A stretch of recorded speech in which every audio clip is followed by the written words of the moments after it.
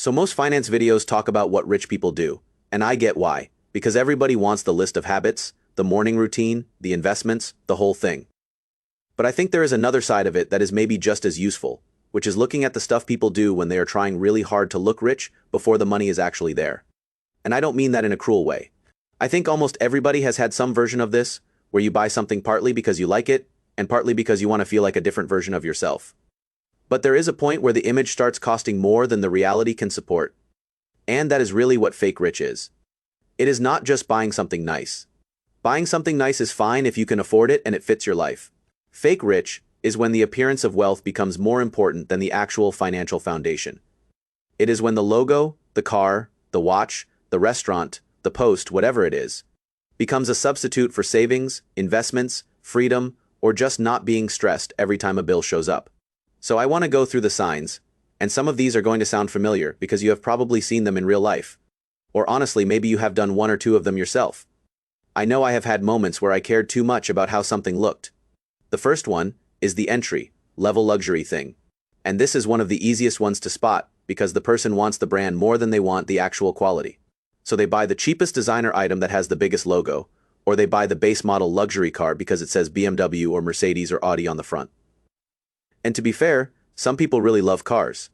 Some people buy a luxury car because they care about the driving experience, the interior, the handling, the styling, all of that. If you can afford it and you genuinely want that thing, fine.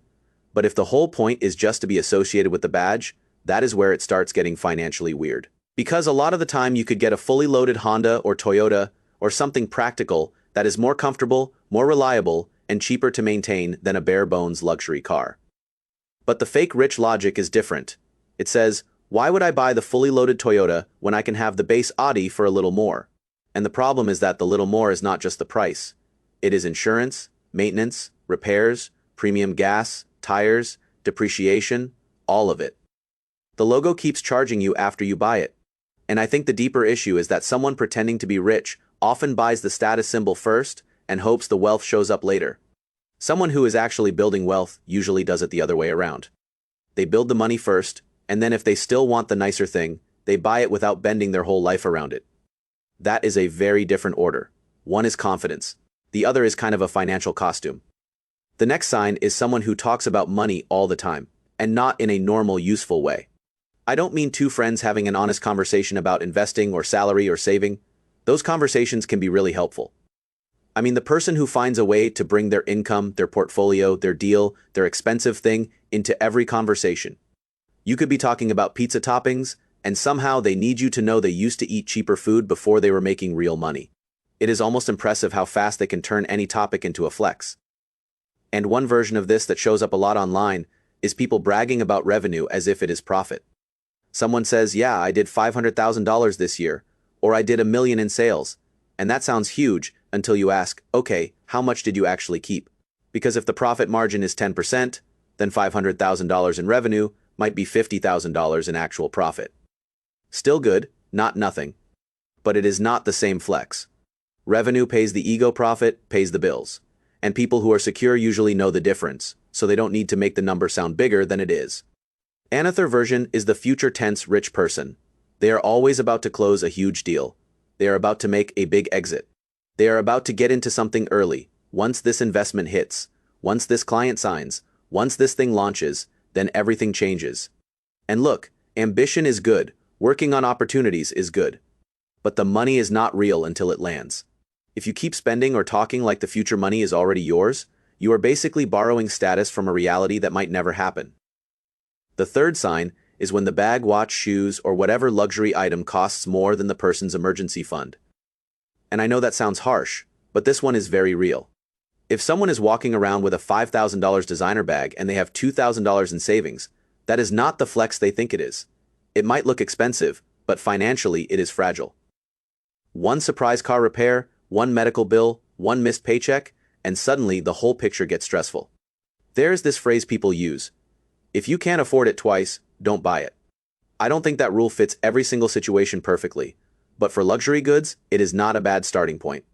If the item represents 2 or 3 months of income, or it forces you to carry credit card debt, or it makes you nervous when the payment comes due, then the item is not making you look rich. It is making you financially less flexible. And the funny part is, the person may have bought it to feel secure or respected, but now they have less actual security. This is where the 50 to 30 negative 20 idea can help a little needs, wants, savings. If a luxury item eats the entire wants category for the month, maybe that is fine once in a while if you plan for it. But if it starts stealing from savings, or emergency fund money, or debt payoff, then it is not just a purchase, it is a trade. You are trading future stability for present appearance. Sometimes people still choose that, but at least be honest about what the trade is. The next sign is the constant one. Upper, this is the person who cannot let anyone else have a moment. You get a watch, they tell you why theirs is better. You get promoted. They mention their bigger raise, you take a trip. They bring up the time they flew business class to France. And sometimes they don't even realize how obvious it is. They think they are relating, but really they are competing. Every conversation becomes a little scoreboard. And I think this usually comes from insecurity, not actual wealth. People who are comfortable with themselves do not need to win every small social interaction. They can say, "That is great. I am happy for you," and just let your good news exist. But someone who is pretending, or someone who needs to feel above people, often gets threatened by other people's success, so they pull the conversation back to themselves. It is not even always about money, it is about status. Money is just the easiest way for them to keep score. Then there is social media, which is probably the most obvious place fake rich behavior shows up now. Because online, the thing only feels real if other people see it. The dinner, the hotel, the car, the shopping bag, the airport lounge, the watch close-up, all of it becomes content. And to be fair, social media is built for highlights. Nobody is posting, "Hey guys, come with me while I transfer $500 into my emergency fund and then eat leftovers." That would probably not go viral, even though it might be the smarter financial move. The problem is that the flashy version gets rewarded. Spending $1,000 at the mall can look more interesting than saving $1,000. Buying the rare item looks more exciting than increasing your investment contribution. And because those posts get attention, people start feeling like spending is more impressive than building. But social media is not a balance sheet. It does not show the credit card balance. It does not show the lease payment. It does not show whether the person has any investments, or if they are just creating content around purchases. And then there's the even stranger version, where the status itself is kind of fake. Fake followers, fake likes, bot comments, rented cars, rented houses, borrowed watches, all of that. Sometimes you click into a profile, and the person looks huge from the outside. Millions of followers, hundreds of thousands of likes. But the comments are all the same, generic nonsense from accounts that don't look real. At that point, they are not just trying to look wealthy, they are trying to manufacture social proof too. Another big one is leasing a luxury car just because the payment fits. This is a classic. Someone makes a decent income. They look at the monthly payment and they think, okay, I can handle that. But a lease is not just a car payment. You are usually paying for the most expensive part of the car's life, which is the early depreciation, plus interest, fees, taxes, and then at the end you give the car back. So if the car costs $50,000 and it is expected to be worth $30,000 after 3 years, you are basically paying for that $20,000 drop, plus the other costs around it. And then what happens at the end of the lease? A lot of people don't just stop. They roll into another one. New car, new payment, new depreciation cycle. So the luxury car never becomes something they own in a useful way. It becomes a permanent subscription to looking successful. Now, are all leases terrible? Sometimes there are business reasons, tax reasons, work reasons, or just personal reasons where someone can afford it and knows exactly what they're doing. But if the reason is mostly, I want people to see me in this car, and the payment already feels tight, that is fake rich territory. Then there are counterfeit luxury goods. And this one is almost too on the nose. If someone buys a fake designer bag or fake watch to look rich, that is literally buying a fake version of status. And I know some people will say, I just like the design. I am not trying to fool anyone. Maybe, but if you truly just like the design, why not buy something original and well made, from a brand that fits your budget? A lot of counterfeits are not just fake, they are also low quality. So you don't really get the status and you don't really get the craftsmanship either. The strange thing about counterfeits is that they can still cost real money. Maybe not as much as the real thing, but enough that it could have gone toward something useful, or toward a quality item without the fake logo. And people who actually know those luxury goods can often tell anyway. The stitching is off, the leather looks wrong, the logo placement is strange, the weight is different. So now you have spent money to look like you own something you do not own. and the people you are trying to impress might be the first ones who notice. Another sign is constantly talking about the newest thing that is going to make them rich fast. Or maybe not get rich quick, exactly, but get rich slightly faster than normal. And that is almost more dangerous because it does not always sound like an obvious scam. It might be Forex, options trading, crypto day trading, NFTs, dropshipping, multi-level marketing, infinite banking. Whatever the current version is, the pitch is usually the same. Normal wealth building is too slow, but this thing is different. This thing can change your life. And sure, a tiny percentage of people make money in some of these areas. That is part of why the stories spread. But most people do not become wealthy from jumping from one urgent opportunity to another.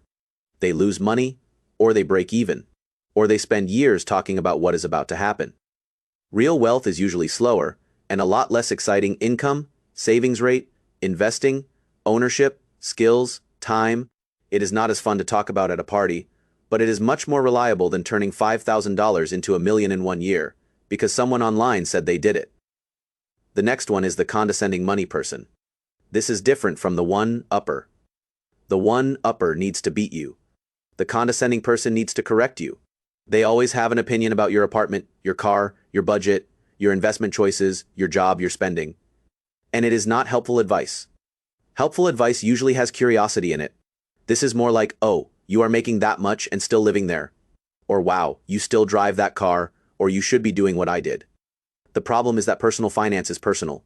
Your life is not the same as theirs, your family situation, debt, goals, risk tolerance, city, health, career, all of it can be different.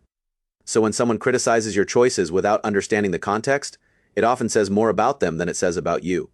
Sometimes they are trying to justify their own expensive choices by getting you to make the same ones. Because if you stay disciplined and they are overspending, your discipline makes them uncomfortable. And honestly, I would be careful around people like that, not because you should ignore all feedback, but because money advice from insecure people can be expensive. They might pressure you to upgrade your lifestyle just because they upgraded theirs. They might make you feel cheap for saving. They might make smart restraint feel like failure. Real friends can talk about money without making you feel small. The last sign is when everything is just overdone. The outfit, the accessories, the logos, the way they talk to people, the name, dropping, the cologne, the watch, the car key on the table, the whole performance. It feels like they watched a movie about a rich person and then copied the loudest parts, and sometimes people confuse arrogance with wealth because they have seen enough characters act that way. But real wealth does not have to announce itself every 5 seconds. That phrase, real wealth whispers, gets repeated a lot, and I know it sounds a little cheesy, but there is some truth in it. A lot of wealthy people dress normally. They might own nice things, but they are not trying to make every item on their body communicate the price tag. They do not need every conversation to prove they are important. They do not need strangers to know what they paid for everything, and that is maybe the biggest difference. Fake rich is loud because it needs a reaction. Real wealth can be quiet because it already has the thing the fake version is trying to borrow, which is security. So if there is one thing to take from all of this, it is not that nice things are bad. I don't believe that. If you like watches, cars, clothes, bags, trips, whatever, and you can afford them without damaging the rest of your life, enjoy them. The issue is when the image comes before the foundation, when the car comes before the emergency fund, when the designer item comes before paying off credit card debt, when the post matters more than the bank account, when talking about money replaces actually building it. And I think that is why spotting fake rich behavior is useful. Not so you can judge everyone around you. Although, let's be honest, sometimes it is hard not to notice. It is useful because these behaviors are traps. They pull people away from the slow, boring stuff that actually builds wealth. Saving money is not flashy. Investing consistently is not always fun to post. Driving a normal car while your portfolio grows is not going to impress everyone at dinner. But those are the kinds of choices that can quietly change your life. So maybe the better question is not, does this person look rich? The better question is, does this behavior build wealth or just perform it? And you can ask that about other people, but really you can ask it about yourself too. Because that is where the value is. If something is helping you build stability, freedom, options, confidence, great. If it is just helping you look like you have those things while making the actual numbers worse, then it might be time to step back. Let me know which of these you have seen the most, because I feel like everyone has at least one story. And if you want to keep going, check out the next video on the things I stopped buying once I started taking money more seriously. Thanks for watching, and I'll see you in the next one.